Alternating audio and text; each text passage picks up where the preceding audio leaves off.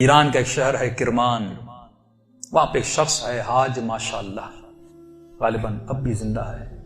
پورے کرمان میں جب امام حسین کی مجلس کرواتا ہے، کسی بادشاہ اور وزیر کی مجلس میں بھی اتنے طعام نہیں ہوتے جتنا اس کی مجلس میں امام حسین کا نظر و نیاز ہوتا ہے۔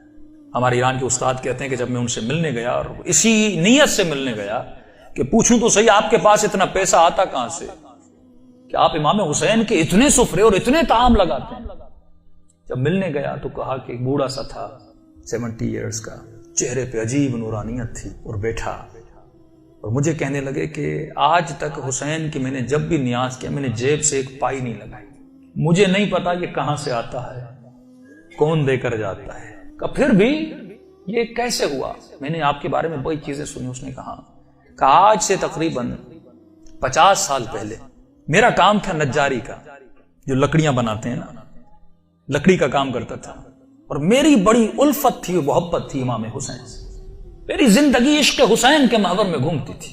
میں لکڑی کا کام تو کرتا تھا لیکن میں بڑی محنت کر کے لکڑی کے ممبر بناتا تھا حسین کے لیے، مسجدوں کے لیے ممبر بناتا تھا، تعزیہ بناتا تھا، تابوت بناتا تھا، علم بناتا تھا، جس بھی مسجد کا کام ہو سب سے پہلے وہ کرتا تھا۔ پورا سال میری یہ روش تھی، مسجدوں میں ممبر دینا، تعزیہ دینا، حسین سے عشق تھا۔ اس کے ساتھ ساتھ تھوڑے ہاسپٹلز کے کام بھی کرتا تھا۔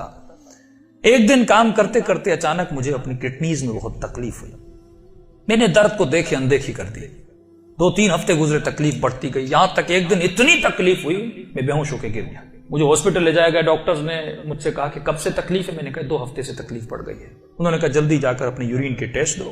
جب یورین ٹیسٹ دینے گیا تو میرا یورین ہی نہیں آ رہا تھا۔ پھر ڈاکٹر نے ایک انجیکشن لگا، کہا آج کے بعد گھر چلا جا، نہ تجھے چلنا ہے نہ تجھے کام کرنا ہے، بس بستر پہ سیدھا ہو کے لیٹ جا۔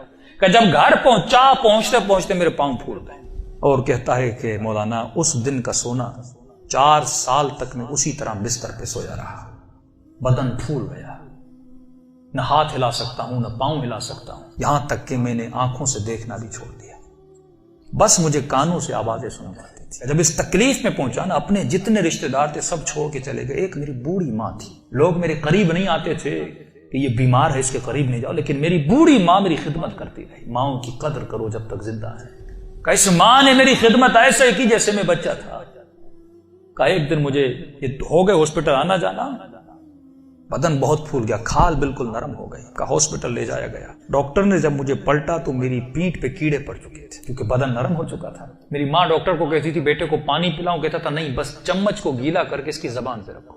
کہا 4 سال میں نے وہ پیاس چکھی جس کو سوچ کے میں حسین پہ روتا تھا۔ شدت پیاس میں نے بس دل میں نے حسین حسین حسین کو، اپنے آقا کو میں نے امید نہیں توڑی، حسن ظن تھا میرے آقا حسین پہ۔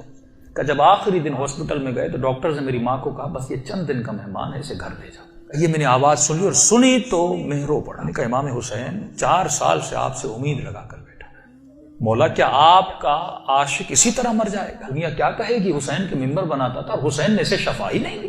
کہ میری ماں نے گھر کے سرداب میں لا کر مجھے سلا دیا۔ کہ وہ دن تھے محرم کے دن، پہلی محرم ہوئی، میری ماں نے جلدی جلدی گھر میں صفائی کرنا شروع کی، اور نیچے آئی کہنے لگی میرے لال محرم شروع ہو گیا ہے، اب میں تجھے حسین کے حوالے کرتی ہوں، میں جاتی ہوں مجلس سننے۔ کہتا ماں یہ کہہ کر چلی گئی، اس سرداب میں سو رہا تھا، 4 محرم کی رات آئی، آج بھی اس کا گھر موجود ہے، سب کچھ ہے۔ 4 محرم کی رات آئی، میں نے دیکھا کھڑکی سے ایک پرندہ اندر آیا۔ کہتے تب تک کان کام کرتے تھے، لیکن جیسے یہ پرندہ آیا میری آنکھوں نے دیکھنا شروع کیا۔ لیکن یہ عجیب کبوتر تھا جس کے 3 پر تھے، سفید تھا، سبز تھا اور لال پر تھا۔ میں نے زندگی میں ایسا کبوتر دنیا میں کہتا میں نے نہیں دیکھا، پنجے اس کے لال تھے۔ آیا اور آ کر میرے سرانے پہ بیٹھ گیا۔ بیٹھنے کے بعد اس نے کلام کرنا شروع کیا، میرے کانوں میں آواز دے کر کہا تجھے پیاس لگی ہے؟ کچھ کھاؤ گے، کچھ پیو گے؟ کہا 4 سال سے زبانوں پہ تالا لگا تھا پر اب یہ تالا کھل گیا۔ میں نے کہا مجھے بہت پیاس لگی ہے، اتنے سالوں سے پیاسا ہوں۔ کہ پتہ نہیں اس کی چونچ میں کیا تھا، اس نے میرے منہ میں ڈالا، بس وہ بدن میں جانا تھا، ایک عجیب سی فرحت مجھے ملی۔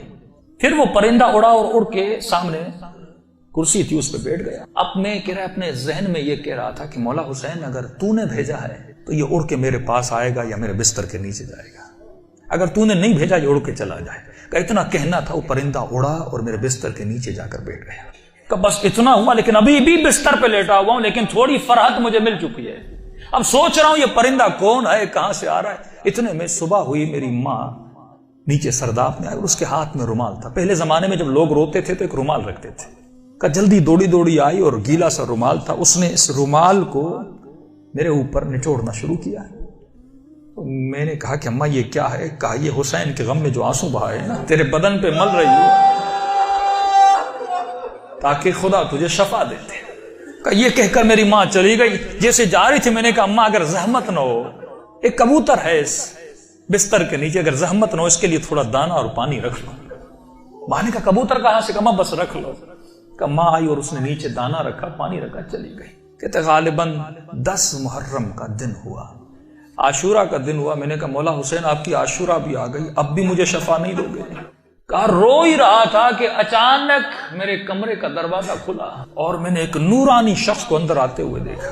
کہتا بستر کے ساتھ جو کرسی تھی وہاں آ کر بیٹھ گئے، بس میں نے چہرہ دیکھ کے سمجھ گیا یہ میرا حسین ہے۔ کہتا مجھے نہیں پتا میں نے کیسے سمجھا، لیکن میں نے دیکھا، میں سمجھ گیا یہ میرا آقا حسین ہے۔ کہہ رہا جیسے میں نے امام حسین کو دیکھا، خود کہتے میں نے مولا کا یہ بازو پکڑ لیا اور بازو کو پکڑ کے میں نے حسین کو لپٹنے کی کوشش کی۔ کبھی بازو کا بوسہ لے رہا تھا، کبھی ہاتھوں کا بوسہ لے رہا تھا۔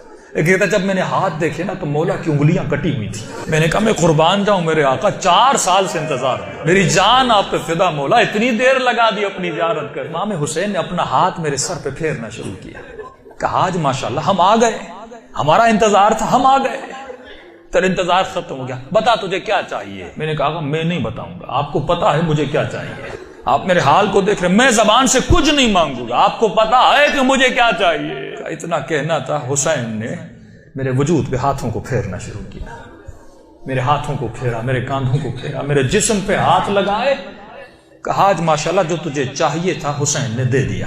میں نے کہا آقا آپ کا بہت شکریہ۔ کہ مولا میں نے ایک نظر کی تھی۔ کیا کی تھی آج ماشاءاللہ؟ مولا میں نے نظر کی تھی اگر آپ مجھے شفا دیں گے میں 10 دن آپ کا نیاز کروں گا، 10 دن مجلس کروں گا اور 10 دن آپ کا نیاز کروں گا۔ امام حسین نے کہا آج ماشاءاللہ 10 دن اپنی طرف سے کرنا، 8 دن میری طرف سے کرنا۔ کہا مولا 8 دن کس چیز کے؟ کہا آج ماشاءاللہ 10 دن تو حسین کے لیے کرے گا اور 8 دن میری طرف سے میری اماں زہرا کے لیے کرے گا۔ کہتا یہ کہہ کر حسین چلے گئے اور جب چلے تو میں رونے لگا۔ اتنے میں وہ پرندہ بستر کے نیچے سے نکلا اور اس نے پرواز کرنا شروع کی۔ کہتا مجھے نہیں پتا وہ پرندہ پڑھ کیا رہا تھا، حسین آواز میں کچھ کہہ رہا تھا۔ آواز سن کے میری ماں دوڑتی ہوئی نیچے آئی، اسی نیچے آئی، لیکن دہشت اتنی تھی اس آواز میں، میری ماں اندر نہیں آ رہی تھی، پیچھے سے کہہ رہی تھی ماشاءاللہ یہ کمرے میں آوازیں کیسی ہیں۔ میں رو کر کہہ رہا تھا اماں اندر آ جاؤ، حسین نے مجھے شفا دے دی۔ یہ بوڑھی ماں دوڑی آئی، کبھی دائیں دوڑ رہی ہے کبھی بائیں دوڑ رہی ہے، کہاں ہے میرا آقا حسین؟ کہا میں بستر پہ بیٹھا تھا، وہ سوجن ہر چیز ختم ہو گئی، کہ یہاں تک وہ کبوتر پرواز کر کے چلا گیا۔ یہ بوڑھی کبھی کرسی کے بوسے لے رہی ہے، کبھی بیٹوں کے ہاتھوں کو چوم رہی، یہاں میرے حسین کے ہاتھ لگے تھے۔ روتی ہوئی جب صحن میں آیا، ہمسایوں نے سمجھا یہ مر گیا ہے، دوڑے آئے کہ ماں رو رہی ہے، شاید بیٹا مر گیا، لیکن جب پہنچے کیا دیکھا، اسے حسین نے زندگی عطا کر دی تھی۔ عزیزو جب یقین ہو نا، یقین نہ ٹوٹے، جب اہل بیت پہ بھروسہ